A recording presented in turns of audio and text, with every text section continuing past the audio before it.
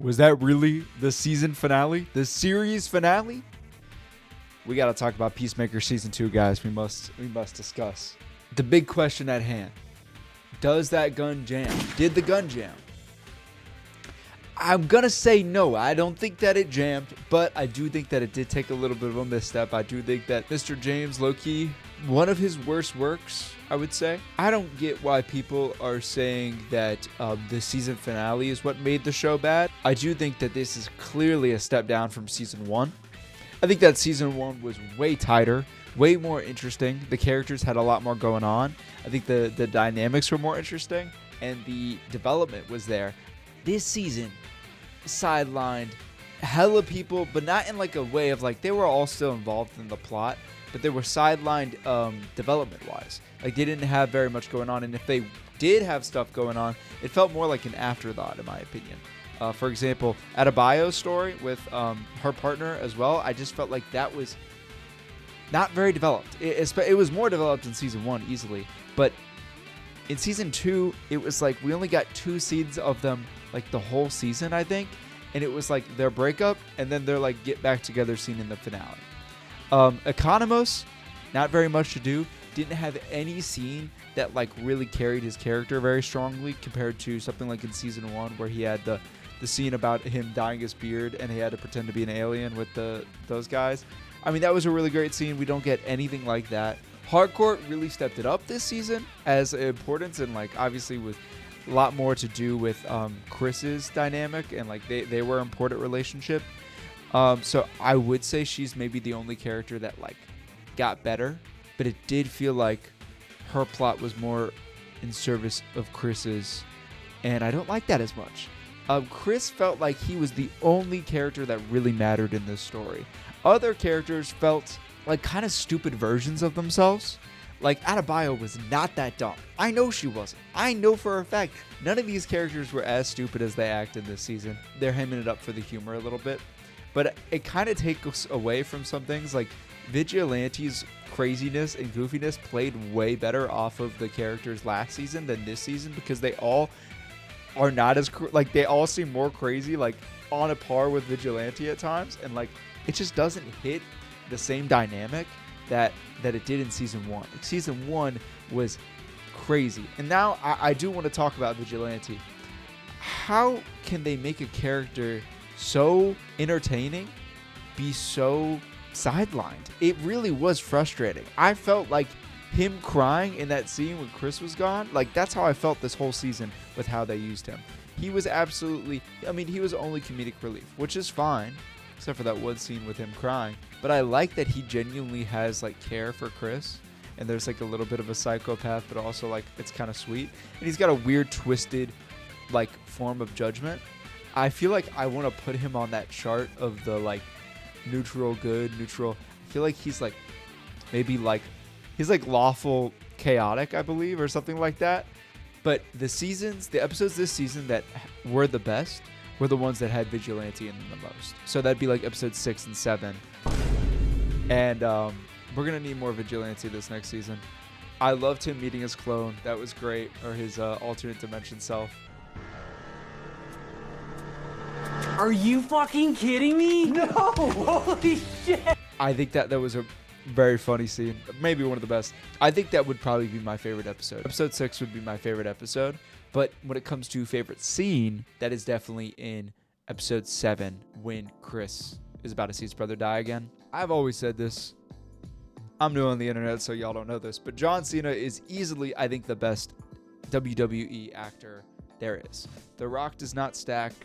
Dave Bautista's great, but does not stack. I still need to see The Rock in the Smashing Machine, but that guy's such an asshole. And John Cena's such a great guy who actually has the fucking chops. He has been an entertainer for years, and he knows it. And that scene is just magnificent. Like, it is a really great emotional payoff, and it honestly puts into perspective everything that's been going on this season, which is why it felt even weirder that wasn't the finale. I think that he could have stepped out, been taken, and put into the alternate dimension at the end of episode 7. Episode 8 only really resolved them making checkmate and then their relationship issues between him and Harcourt, but I already felt like that was somewhat resolved in episode 7 because they were clearly enjoying each other and like in love, and they had that really passionate scene about like she was saying she's fucked up, but he still loves her.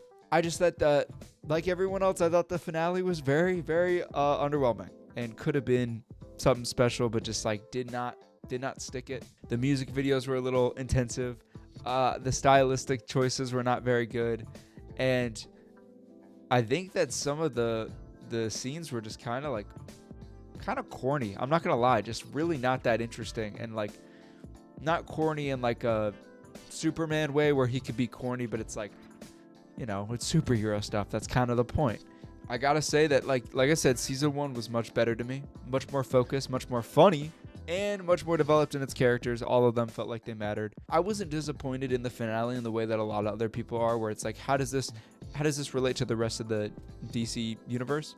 That's not what matters to me as much. I'm okay with the story being secluded, but they kind of did.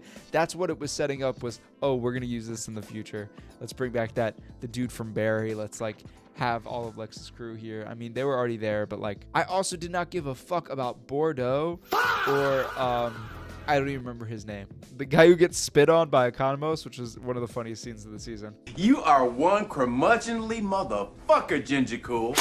Oh, what the fuck? Them switching sides, I don't care. I absolutely do not care. I didn't need the fucking Labubu's running around and eating people's faces either. That just didn't add anything to me. It wasn't that funny. It was kind of like, whoa, what the fuck? That's it. That's all we're going to explore of that. But when Chris goes into the actual other dimension and you hear shit, you don't see anything. Like, I'm not worried about him at all because I don't know what's there. To me, that just seems like another Earth. I'm not super excited for the future of Peacemaker, if you could believe that. I love Peacemaker as a character.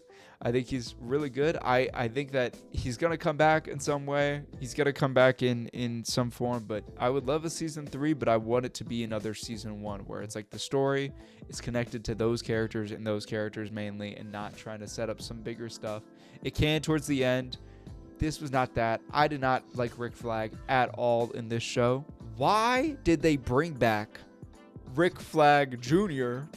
or regular, not whatever, Rick Flag for one episode to show up in the alternate dimension and in a flashback, and nothing's done with that again? He never shows up again, even though he works at Argus. He wasn't there when Chris was supposed to get arrested or when Harcourt got arrested. That could have been interesting for Harcourt to see Rick again. You know, they were a thing before Suicide Squad, so it was absolutely pointless to me. It's even sillier that they put all of his stuff in one episode. They clearly were like, we're going to pay you for that one episode. We're not going to bring you back. With the alternate universe as well, I liked the performances of the two. I think everyone knew that it was I'm going to say Yahtzee. I don't know what censorship is like on YouTube yet, but I'm going to say the Yahtzee universe. Although sometimes I have shows where I watch it and it's like, man, like when Severance was coming out, I was like, I low-key kind of want to avoid the internet theories because I want to theorize on my own. I think that everyone would have guessed that this could have been a white supremacist dimension, considering his dad in the regular world is white supremacist and he's happy in this world and he's a nice guy. Even though it's not the case that guy was actually fully a Yahtzee, like your mind would connect those pieces, especially if you just recently watched season 1 or rewatched it. So it really did just feel like a lot of meandering in the middle of this season to get to that reveal that everyone knew was coming. I really think the middle of this season really fell flat. I think that it was just like, we're gonna get to this, we're gonna get to this, we're gonna get to what's going on, you're gonna find out, and then we find out and it's like, great, we knew, everyone knew. And there's also just like some distractions that I don't feel like are really necessary. Please tell me why Michael Rooker had to be in this, kind of decanonizing his role in the Suicide Squad, just to do a stupid like bird hunter character that's like Looney Tunes level like comedic, and Eagly is the Mother Eagle or something, and that's the one time that's mentioned. To me, at least, it wasn't that funny. It clearly was not integral, not necessary. You could still have Eagly fight all those fucking people and then just be like, we need a gun or we need something special, or just be careful of the eagle. You don't need this comedic character to come in and do absolutely nothing. That guy's got some acting chops, but I just saw him eat bird poop and that's the joke. Like, are we kidding? Guys, this season was not that great. And And what's honestly in my head a lot is comparing this to another DCEU property in this new universe. Not Superman, but Creature Commandos. If you guys have seen all of Peacemaker but haven't seen Creature Commandos, I highly recommend it.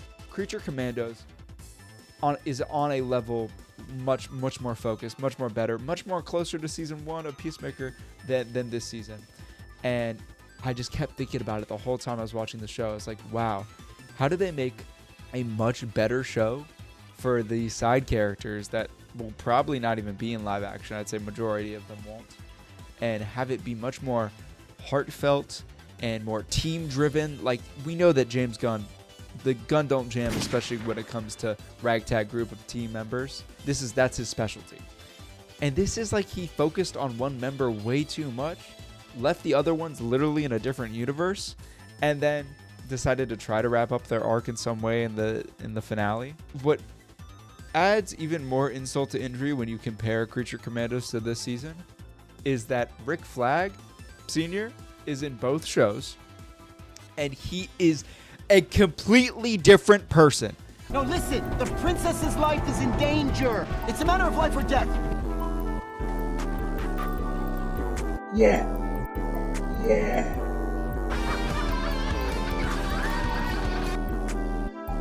I don't know how. I don't know what happened to him.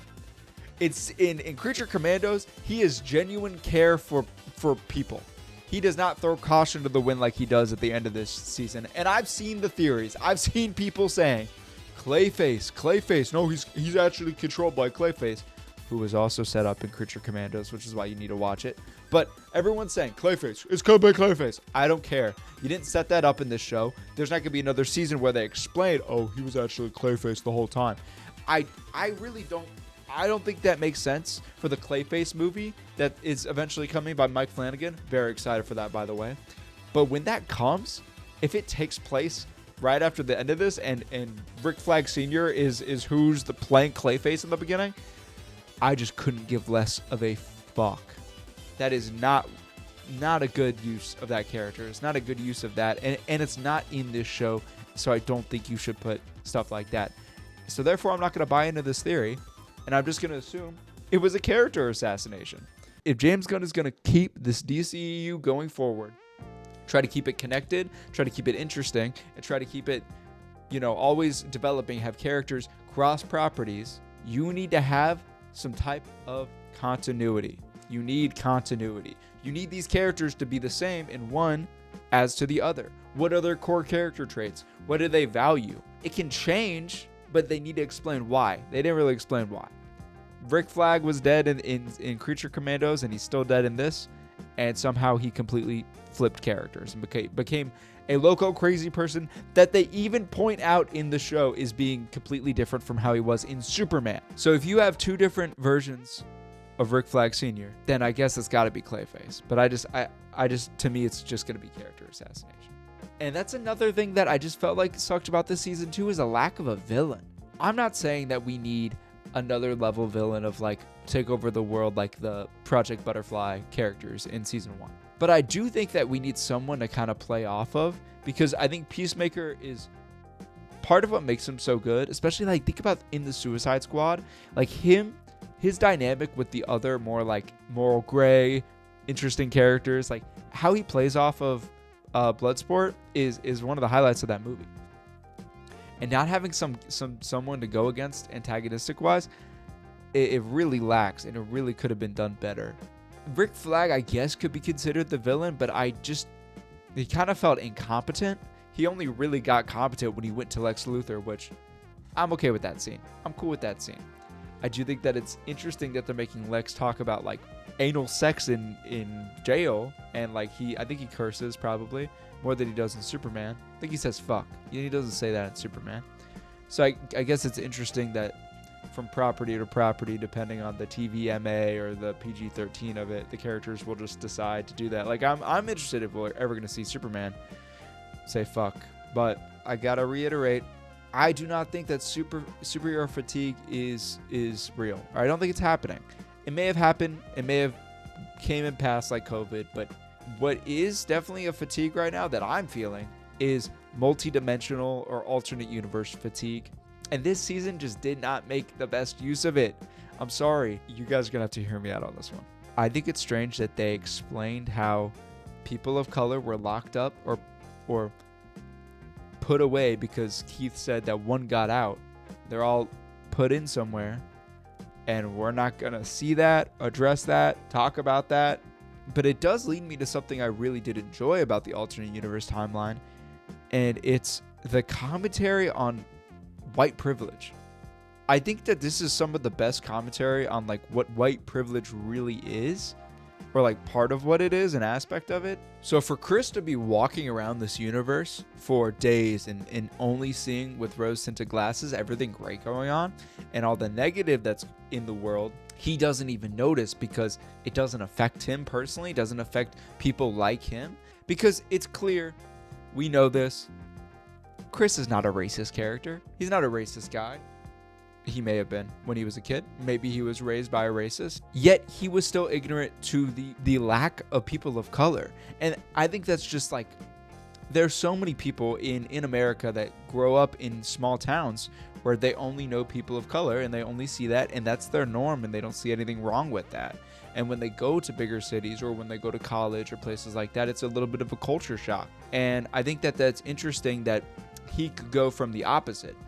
A universe where he knows people of all different backgrounds, and for him to go to this place and be like, wow, this is so much better, and he doesn't even stop to consider like all the aspects, what's different, everything that's different. He's only just like, wow, my family's here.